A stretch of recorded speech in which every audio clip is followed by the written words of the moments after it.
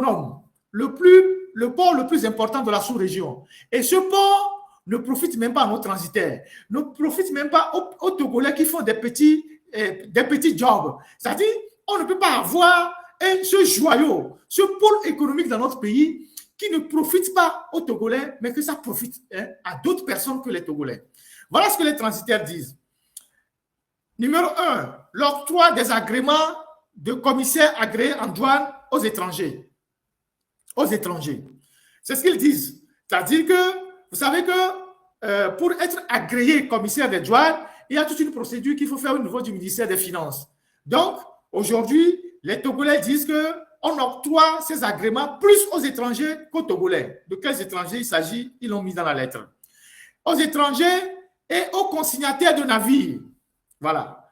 Au temps de Gnassingbé Père, certes, il avait ses défauts, comme Tutumé, mais le vieux veillait à ce que l'agrément de commissaire en douane soit exclusivement octroyé aux nationaux. Je lis exclusivement ce qu'il m'a envoyé comme message. Je n'ajoute pas un seul mot, je lis ce que les transitaires m'ont envoyé. Au temps de Gnassingbé Père, certes, il avait ses défauts, comme Tutumé, mais le vieux veillait à ce que l'agrément de commissaire en douane soit exclusivement octroyé aux nationaux. Et en plus, aucune agence de consignation de navires ne peut exercer l'activité de commissaire agréé en douane. Et Adema veillait à ce qu'aucun étranger n'ait cet agrément, car pour lui, étant donné qu'il existe des crédits d'enlèvement à la douane, l'étranger, une fois la marchandise sortie, pourrait fuir avec l'argent de l'État. Et en bon militaire, il s'opposait à tout ça. Quant au refus de l'agrément pour les maisons consignataires, il évoquait le risque flagrant de concurrence déloyale. Car, selon lui, celui qui a une flotte de navires et qui est de surcroît une multinationale va proposer des prix de prestation de services en transit moins chers et les récupérer sur le fret maritime qu'un simple transitaire togolais. Donc, pas question d'octroyer l'agrément ni aux ménages, aux étrangers, en dehors du risque de fuir le pays avec l'argent de l'État. Et l'argent de l'État travaille et gagne doublement au Togo par la mise de transit et de destination dans leur pays pour la mise en consommation et au consignataire. Bref, Eyadema avait protégé le marché de transit pour les nationaux et tout le monde était d'accord du nord au sud et de l'ouest à l'est. 20 ans après sa mort, son fils a tout bousillé, il a tout détruit. Je lis toujours la lettre. Aujourd'hui, les transitaires togolais sont dépouillés de l'essentiel des dossiers de transit qui arrivent au port de Lomé.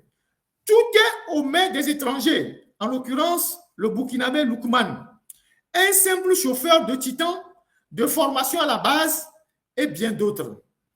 Disposant d'une flotte de camions Titan, Lukman casse les prix de transit pour les récupérer dans un premier temps sur les frais de transport et dans un second temps sur les dossiers de mise en consommation des marchandises une fois arrivé chez lui au Burkina. Résultat, le transitaire togolais, il erre, il mendie, il court de gauche à droite sans y jamais parvenir à joindre véritablement les deux bouts. C'est nous qui avons le port, mais c'est d'autres qui viennent travailler et nous, on les regarde s'enrichir. C'est nous qui avons le port, mais c'est d'autres qui viennent travailler et nous, on les regarde s'enrichir. Ceci ne se passe dans aucun pays limitrophe, y compris même le Burkina qui prône le patriotisme plus que tout le monde. Le reste du marché de transit est dans les mains des multinationales, en l'instar de Bolloré, AGL, MSC, avec Medlog, etc. Pratique machiavélique et criminelle de ces consignataires, étant donné qu'elles ont l'agrément en douane, si le pauvre transitaire togolais arrive à gagner un seul client, et comme c'est chez eux qu'on va embarquer ou faire les connaissements, elles se chargent de relever les coordonnées du client et après rentrent en contact avec lui et elles te prennent le client. Elles raclent tout sur le passage. Qui pour venir au secours du transitaire? Quel genre de gouvernant avons-nous au point de jeter ses propres compatriotes en pâture, en chômage? Numéro 2. Les douaniers togolais ont aussi des agréments pour des sociétés écrans, pas des sociétés écrans. Donc, les transitaires nous disent qu'il y a des douaniers togolais qui ont aussi des agréments par des sociétés écrans, ce qui est un conflit d'intérêts. Un douanier ne peut pas avoir des actions dans une société d'agrément. Un ancien directeur général des douanes, commissaire des douanes, ministre parlementaire, dernier grade, aujourd'hui entrepreneur en France dans l'immobilier, a 3 agréments. Je ne sais pas de qui il parle. Vous-même, vous pouvez deviner. Son collègue, directeur actuellement dans l'une des plus grandes divisions des opérations douanières et qui a fait envoyer ses véhicules récemment en conteneur par le port pour réparation dans un garage à l'extérieur, en a 2. Leur mode opératoire, ils ciblent une liste d'opérateurs économiques dans le pays, ils descendent leur argent des douanes pour un contrôle douanier inopiné. À la suite, ils envoient une amende stratosphérique et l'opérateur est contraint de négocier. Et par là, ils décrédibilisent le transitaire sortant et font entrer par subtilité leur transitaire.